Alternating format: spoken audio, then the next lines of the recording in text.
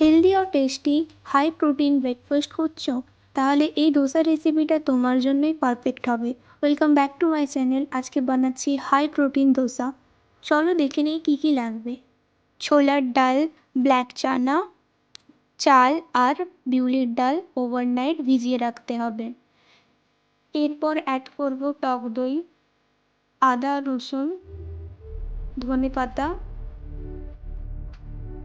নুন আর কাঁচা লঙ্কা দিয়ে ভালোভাবে একটা স্মুথ ব্যাটার বানিয়ে নেবে। ব্যাটারটি মিডিয়াম কনসিস্টেন্সিতে রাখবে, না বেশি পাতলা না বেশি মোটা।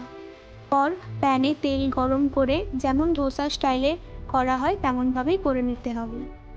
তারপর এপিট ওপিট করে ভালোভাবে ভেজে নিতে হবে। এরপর গ্রিন চাটনি দিয়ে সার্ভ করো। ভিডিওটি ভালো লাগলে লাইক, শেয়ার অ্যান্ড সাবস্ক্রাইব করে দিন। বাই।